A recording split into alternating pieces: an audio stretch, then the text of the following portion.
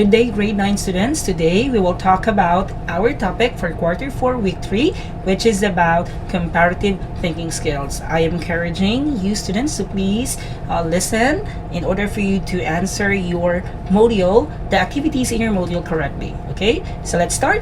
The ability to compare and contrast is one of the first higher order reading comprehension skills that you students are introduced to. So basically, this topic we're going to focus on the different reading strategies that would help you understand what you are reading. Okay, so first hand, what do we mean when we say higher order reading comprehension skills? So of course, this is your skill as students, this is your capacity, your ability to understand the story, the selection, the article that you are reading. So unsa man siya, what is the proof that you are able to understand the story? Say for example, I'll be providing a story and then you're able to conceptualize all the scenes, all the events that happened in the story, and then as proof that you really understood the thing that you are reading, of course you will be able to answer all the questions nga ma-provide that I will be providing, no? So ang point is makasabot ka sa unsa man ang imong gibasa, makuha nimo ang concept, and then pwede nimo ma-expound, mas ma-explain pa nimo ang imong idea based sa kung unsa man ang imong gibasa. Okay? And it is no wonder as the ability to categorize and compare things in terms of their differences and similarities corresponds to some of the earliest stages of cognitive development. So when we say cognitive, it is your means, your way of thinking, no? So usa sa mga reading strategy nga pwede na itong magamit, of course, is ang paggamit aning comparing and contrasting, wherein one of the best graphic organizers nga pwede na itong gamiton when we compare and contrast is the Venn diagram. Okay, so let's unlock the first one. When we say comparing, it refers to the process of identifying the similarities and differences between two things. So na two ideas that when we compare, so ni-focus ka sa ang ilang pagkaparihas and also the focus po sa ang ilang kalahian. While on the other hand, when we say contrasting, it refers to identifying only the differences between two things. Okay, so ang imong i-focus is ang ilang harapong kalahian. Okay, nya magamit man ni silang duha because this comparing and contrasting will allow us to really test, to really how do I say this one, to really prove to ourselves that we are able to understand what we are reading by means of knowing how to compare and contrast things that are found in the selection.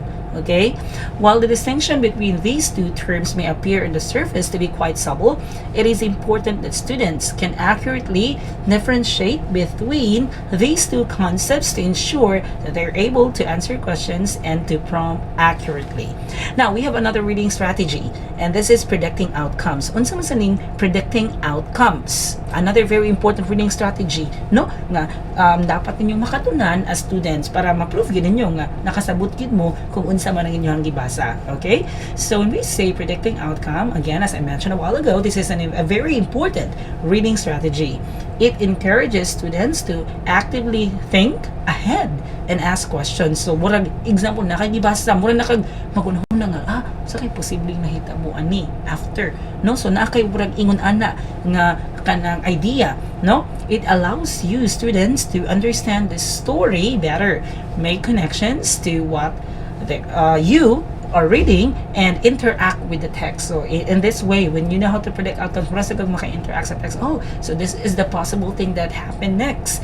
Ana, making predictions is also a valuable strategy to improve your reading comprehension skills. You can make predictions based on what you have already heard, read, or seen.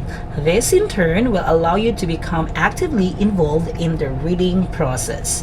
Now, to determine if your prediction is correct, you have to follow these very simple strategies nga pwede natong magamit or pwede nimong magamit para makuan gyud nimo kung kabao ba jud ka mo predict og outcomes or to make predictions kanang magkuan kag idea nga tanan nimo man possible nga nahitabo para gani ka og nag fast forward kumbaga, no, sa imong nakay gibasa and then murag kag magunahuna unsa kay advance, murag ang imong mindset is murag ma-advance siya imo una-una nga unsa kay posibleng mahitabuan ni next. Okay, so kani siya kaning pang reread makatabang, it will help you to for you to know how to predict outcomes. Okay, so reread. First one is reread. When we say reread, it's very important for us to read portions of the text to recall facts about the characters or events within the story. So example, you're able to read already the story, and then at some point medyo nalibog ka, you have difficulties, or you were not able to understand this part of the story, so you can definitely reread that portion. Or kung dili good murag sa imong nga part, sa imong nga level, like makuha nimo nga murag for the entire story you were not able to understand it, so pwede ra jud kay ka mobasa og balik imong i-reread ang story. Okay, number 2 is we have here picture walks. So many picture walks. Picture walks can serve as a tool to organize information within a story. So para bang imo i-picture out ang mga nahitabo, mga linain nga mga scenarios, mga scenes, mga situations nga nabasa nimo. Para sa kag mag-conceptualize, mag-imagine. Like, no, kung poetry pa nino, we have this imagery where imuhang ikuan gamiton kumbaga ang imuhang senses, no? Imuhang mga senses sa imong body. Now, when we say picture walks, this can improve your reading comprehension skills, no? During a picture walk, you're able to activate your prior knowledge and connect the visual images in the story to your own personal experiences. So when we say picture walks, imo sa jud siyang i-visualize, imo siyang una-unaon ka unsa kay, like kanina nakabasa ka ani nga paragraph, and then imo yung imagine nun nga ulo unsa jud day nahitabo ana nga particular paragraph. Okay, so that is picture walks. Okay, and of course you can also use a graphic organizer to predict outcomes. Graphic organizer is a very powerful learning tool that is used to help you organize your ideas. It can clarify or simplify complex concepts and will help you decide on the possible outcome of the situation. No, so kana mga graphic organizers daghan kaayo na nata katong na mention ganina nga Venn diagram, napod tay mga sa pamna spider concept map, mga flow chart nga makatabang nimo para mas imong i-layout ang mga ideas, diba? Like when we read a story, taas magud na siya, or when we read an essay, it's very long, so para mas masabtan nimo imong i-layout, imong i-outline rather, no, ang imong mga ideas, and then you're going to use graphic organizer para mas ma-conceptualize nimo kung unsa jud ang buti pasabot atong selection nga imong gibasa.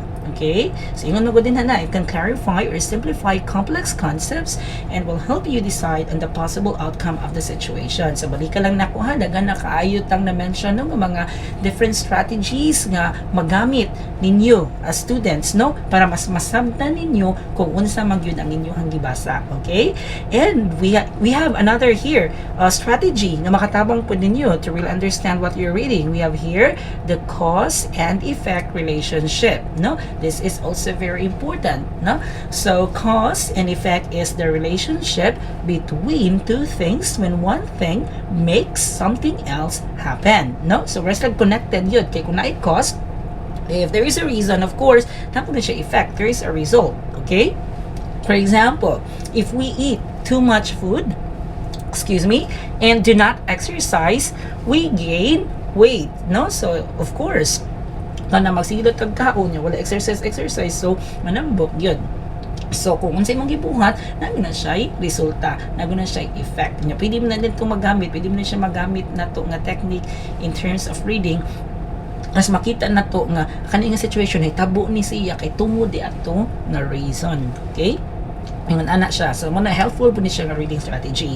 Eating food without exercising is the cause, while gaining weight, of course, is the effect. Okay, now again, let's reiterate. When we say cause, this is why something happens, no, ato lang is simple, this is the reason why a particular situation happens. Okay, and effect, of course, this is what happens, so this is already the result no, of the situation that had happened. Okay, now in using the cause and effect relationship, you can deepen your reading comprehension. No, maggamit yun siya to really deepen or to really widen your reading comprehension skills. By showing the reason for why an event happened, you are then able to understand the connection of the effect which stems from the cause. So makita ni mo unsa to epekto gikan base na no base na sa katuon sa man to ang cause, ang reason, ang hinungdan nganong nahitabo ni siyang effect. Na mo ra ragon nagudno nga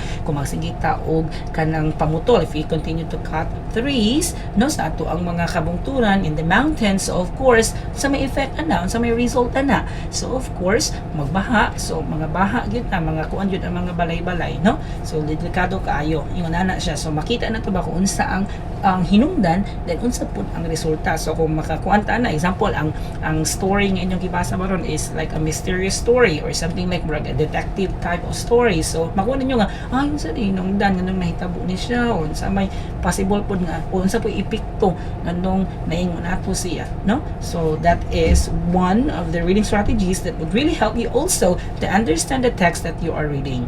Okay, for that instance, writers use this kind of tool to educate or influence the reader throughout their learning. Okay? So, kato mao ra gyud atong topic no for this quarter or for this week no sa ato ang module for quarter 4 week 3, comparative thinking skills, and also of course as kanang na-mention ako ganina na apoy mga linain pa uban pa no nga mga reading strategy, like we are predicting outcomes, and of course we also have the cause and effect relationship. Now grade 9 students, natay activities, we have activities in here no that would help you of course understand what is the topic all about for this week sa ato ang module. So we have here for this activity number 1, let us have this reading selection. So the directions here is to read the article about the U.S. economic crisis, the Wall Street crash, and the Great Depression. Then answer the guide questions provided. So mga guide questions later on. Let's see if makuha ninyo. I told you to write your answer in a one-hole intermediate pad. So kani siyang nakuha, hindi siya need kopihon ha. You're not going to copy this one, but you just have to read it, and then of course, to check if you really understood what you're reading. So, na mga guide questions later on na ako ang i-present, of course, and then you're going to answer. And to check naman na siya if you really understood the selection, the worst depression of modern history nga pagbasa nimo na ba jud kay nasabtan. Okay? So, now let's read it. I will be reading it for you, and then try to follow and then understand. Okay? So, the worst depression of modern history. Together, the 1929 stock market crash and the Great Depression formed the largest financial crisis of the 20th century. So, ini siya naitabo, no? Murag nakita na nato na cause and effect din no? Based on that 1929 stock market crash. So, ang nahitabo is the Great Depression. In what way man? Sa may effect, na ay nahitabo nga financial crisis. Grabing kalisod, grabe ka ko ano sa kanang bankruptcy, padumag yun siguro bankruptcy, no? Grabe naglisod kato mga panahon na pag 1929. The panic of October 1929 rather has come to serve as symbol of the economic contraction that gripped the world during the next decade. So nay nahitabo ani nga decade no nga mao'y nakapa kuan that became a result or a reason, I'm sorry, that I mean most possible nga hinungdan the cause why nga naay financial crisis nga nahitabuan na ni follow pag yun on the next decade. The falls in share prices on October 24 in 1929 were practically instantaneous in all financial markets except Japan. So Japan ato daw wala kayo nagkuan no. The 1929 crash brought the roaring 20s to a shuddering halt.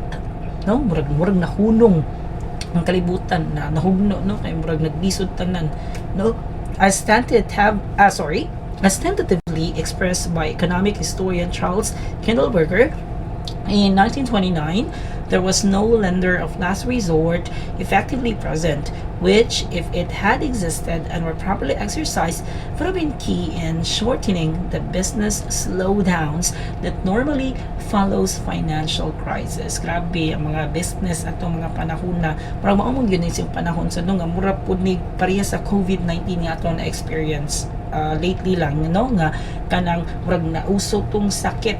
Grabe, mura po siya og pandemic, kumbaga. And then, tungod na affected tanan. Parehas good sa naitabo na to, no? Lately lang, we have the coronavirus and then, grabe, widespread, katag kayo. And then, daghan apektuhan, tanan, na shutdown ang tanan. Closed na ng tindahan, mga balay, even kita, di ta allowed to go out. So, yung ana, nahugno tanan, di ta allowed to work. So, muto nga grabe sa nga to ang financial crisis during the COVID-19 pandemic. Okay? The crash marked the beginning of widespread and long-lasting consequences for the United States. Grabe mga na-experience po nga kanang recession sa United States at ang mga panahon nga naglisod yun, no?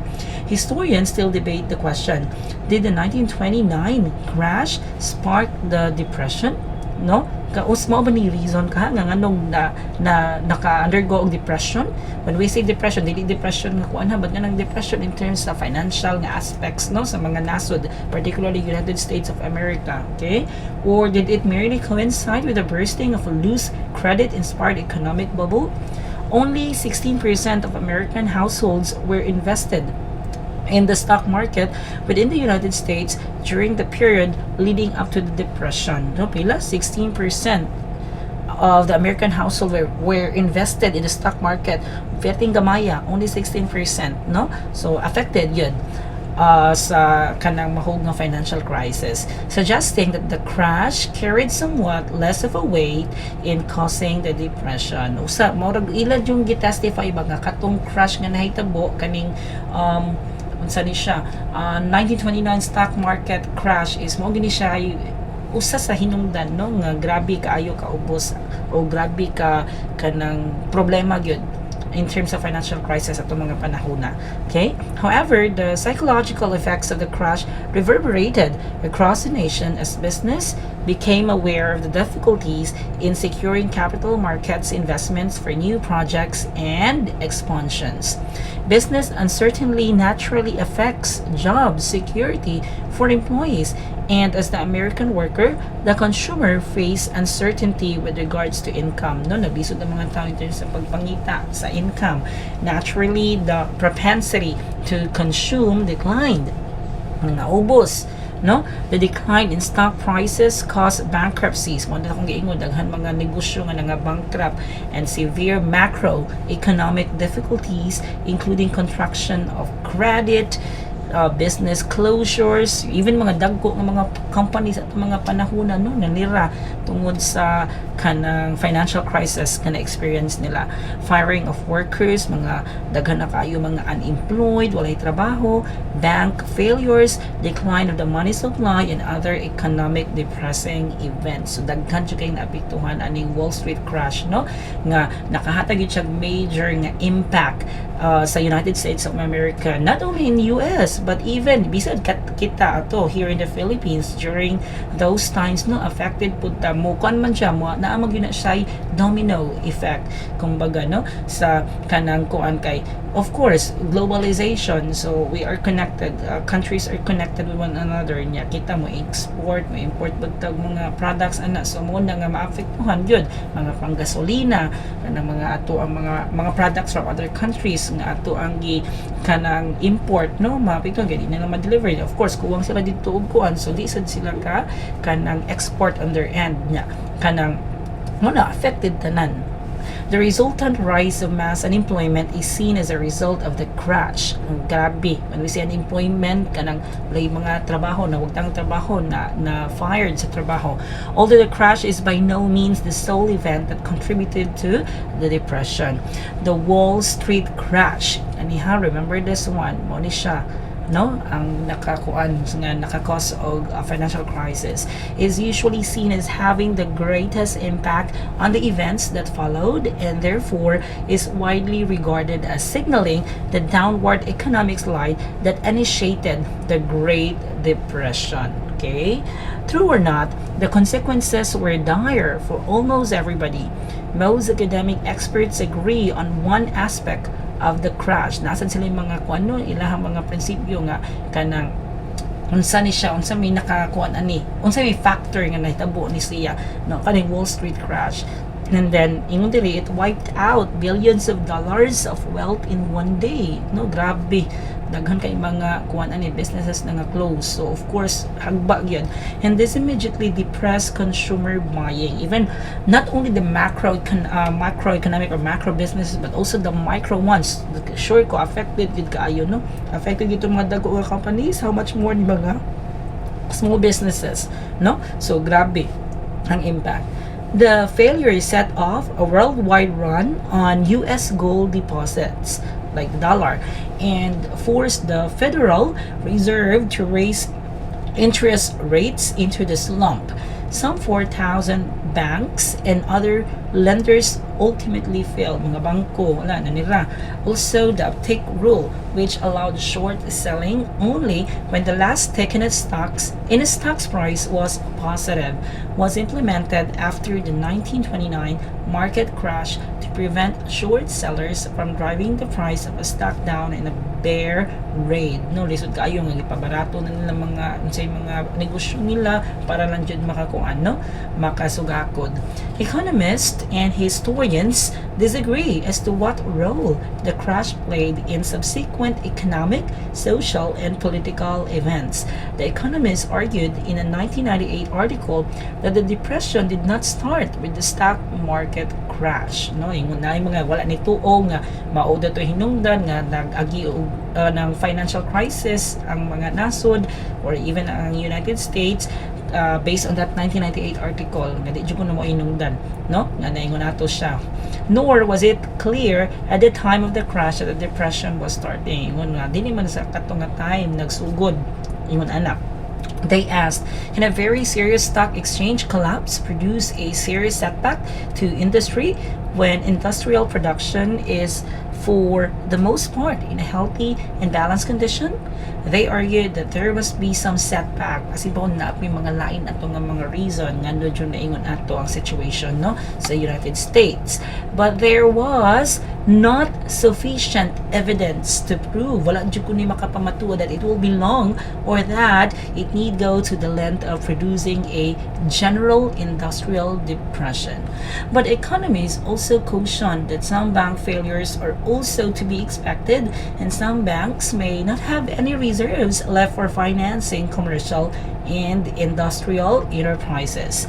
They concluded that the position of the banks is the key to the situation, but what was going to happen could not have been foreseen. So yun na rin, based sa kaninga paragraph, no, the economists also cautioned that some bank failures are also to be expected nga mo siya may tabo nga mabankrupt, and some banks may not have any reserves left for financing. Usa sa mga inungdan nga kanang makuan gyud maapektuhan masarado ba mga bangko kay wala sa gyud sila yung mga kanang kuan reserves nga money or budget, ingon ana mao na nga kanang naanay magsigi og panguan ba ron, example mo kuha sa ilahang mga investment sa bangko. So of course affected sila kay wasad sila kanang kumbaga puhunan kung sa mga business pa wasad sila puhunan, ingon ana. Okay, academics see the Wall Street crash of 1929 as part of the historical process that was a part of the new theories of boom and bust. According to economists such as Joseph I don't know how to read this one properly, Schumpeter, Nikolai Kondrativ, and Charles E. Mitchell, the crash was merely a historical event in the continuing process known as economic cycles, no, na ingon diri nga according to economists such as Joseph Schumpeter and silang mga economists, the crash kuno was merely a historical event in the continuing process known as economic cycles. Sa kanila nga prinsipyo nila, no, nga gitawag nila economic cycles. kumbaga murag naa jud siguro na ba psychology siguro na siya sa kanang economy nato, no, nga usay mo kuanta mo progress mo saka then usay sad mabankrupt or mag-agigid siya og kanang financial crisis. The impact of the crash was merely a historical event. The impact of the crash was merely to increase the speed at which the cycle proceeded to its next level. Yeah, which is na affected bi ato pag next decade, no, nga wala gud para saan nahitabo na to sa COVID, no, nga na nahunong tang tanan and then affected yun siya nya wala lang siya ingon nga sa katulang nga tuig, but of course in the continuing years nagpadayon yun nga kitang tanan affected, and thankfully of course we were able to cope up, and we're very thankful nga nahuman na yun ang kaning ko ano to ang pandemic and experience also the coronavirus nga pandemic. Milton Friedman's A Monetary History of the United States, co-written with Anna Schwartz, advances the argument that what made the Great Contraction so severe was not the downturn in the business cycle, protectionism of the 1929 stock market crash in themselves, but instead, according to Friedman, what plunged the country into a deep depression. Sa jud ko na ingon ni si ko ano kaning economist nga si Milton Friedman, ang pinakainungdan jud ko nung anong ang country, ang US at that time was able to experience deep depression. It's because of the collapse of the banking system. Daghang mga bangko siguro gyud no nga kato mga panahon na nag-close jud during the three waves of panics over the 1930 to 1933 period. Muna murag ni domino effect gyud ang pagkasira sa mga bangko, ang pagkalugi sa mga bangko, then apektahan gyud tanan, no, businesses and everything. And sa pud ana sa pinakakuan gyud pud kay katong unemployment nga nawagtangan, daghang mga nawagtangag opportunities, jobs and businesses, no, ingon ana. So that's it. So again, the article talks about the Wall Street crash that happened in 1929, which really had a very great impact and effect on the economy, on the business sectors of the United States during that time. And again, not only the United States, but of course other parts, other countries in the world. Okay, so for activity number 1, by the way, hopefully you were able to understand at least na nakuha gamay no nga concept as to what is the selection all about, the Wall Street crash of 1929. And so we have your activity number 1, comprehension check. There are questions in here. I think there are 6 questions you're going to answer, and then of course you're going to put your answers in your paper. Okay, it's okay if you're not it's okay if you're not going to copy already the questions, of course, because na naman may copy ani, you can answer right away in your paper. Okay, so for question number 1, what is the Wall Street crash? You just have to explain what is that. What is another term synonymous with Wall Street? Sa man kunay other term nga murag kaparehas ato niya, pareho silang meaning. The synonymous term for Wall Street. So you're going to put your answer there. And then number 2, what happened during the Great Depression? You're going to, like, if you really understood the selection, of course, you're going to conceptualize as to what happened in general sa kaning Great Depression and what is the effect on that sa United States of America during that time. Number 3, what is meant by the line, the Roaring Twenties was put to halt because of the Great Depression? So go back on that particular part of the paragraph katong the Roaring Twenties. Then sa kay meaning ana, sa kay meaning ana nga line nya ningon dira, the Roaring Twenties was put to a halt. When we say halt, na stop. Okay, so sa kay kanang meaning ana, sa medyo kay buti pasabot ana nga line. Number 4, does the article say that the Wall Street crash caused a depression? Di ba naman mga lain-lain ng mga economists, and they have different beliefs kasi din mga lain ng pagtuo. Then on your part, based on the selection, and I mean based on the article, nagpamatuod ba ang Wall Street crash? Maoy hinungdan nga grabe ka affected the United States of America were able to experience financial crisis during that time. So mao ba jud ning Wall Street crash of 1929 ang hinungdan? Can you explain your answer? For number 5, is this economic phenomenon still happening today in the US? Give examples. Nahitabo ba gyapon ni nga naglisod gyapon ang USA, ang United States of America, and katong nahitabo aning mga panahuna o nakahatag ba ni siya impact, nakahatag ba ni siya og kanang contribution nga until now ang United States of America na agapoy mga problems in terms of financial aspects. Unsa ka, what do you think? And lastly, number 6, in the history of the Philippines, has there been a similar event like the Wall Street crash and Great Depression? I would really say, kaninga question is very easy. Kaya of course, we just experienced a very depressing years before when we had the coronavirus pandemic, no? So, ikaw, saman, do you think na parihas ni siya? So, magamit dito itong reading strategy no, ang discuss kanina, like comparing and contrasting. So, what do you think? Okay?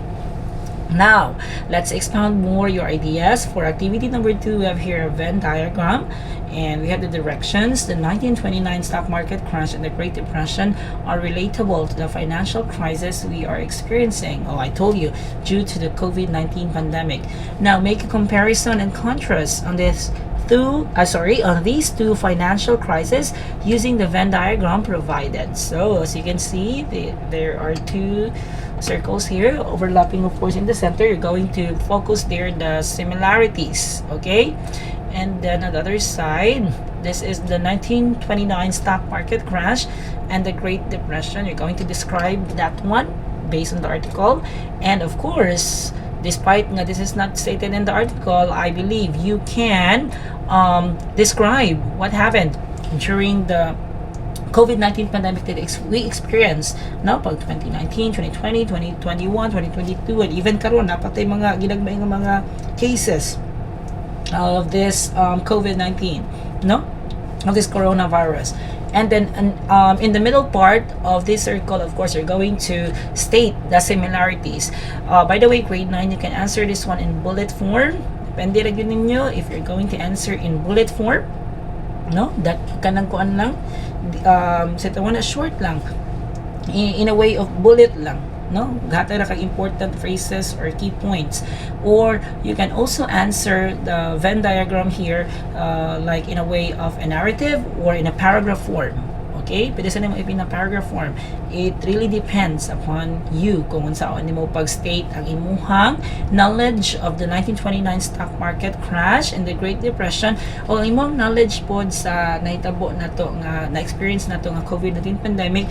Then unsaon na nimo, unsay kaparihas, unsay similarities ana nilang duha, no? So nagamit di ato ang first nga gi-discuss ganina, no, the comparing and contrasting. So nagamit ani nga activity. So hopefully ma-answer ninyo activity number 2.